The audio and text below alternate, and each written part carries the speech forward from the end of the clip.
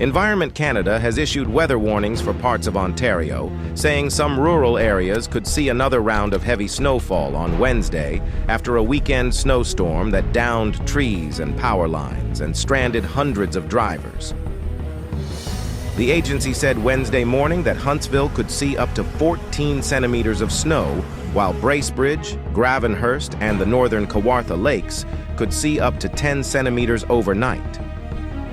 The warnings come after a snowstorm in the region forced the temporary closure of Highway 11 between Orillia and Huntsville over the weekend.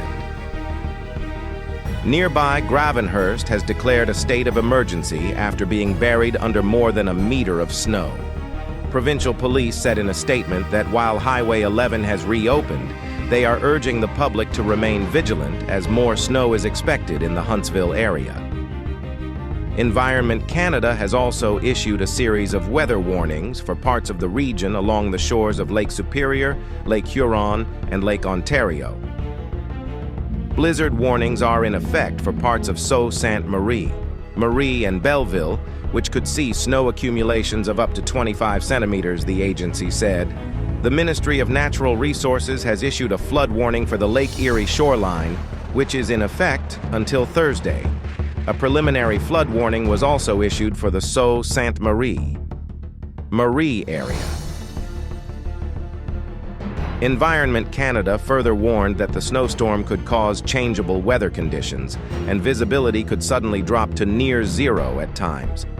It added that people should consider postponing non-essential travel until conditions improve. In eastern Ontario, Environment Canada said the Ottawa area could see up to 10 centimeters of snow accumulation by Thursday morning. In southern Ontario, the agency said snow accumulations of up to 5 centimeters are possible in some areas, with Toronto seeing its first snowfall of the winter. The weather agency said the warnings apply to areas including the Greater Toronto Area, Hamilton, and the Niagara region. It said visibility could be reduced at times, with hazardous driving conditions and significant impacts to rush hour traffic in urban areas possible before the snow melts overnight.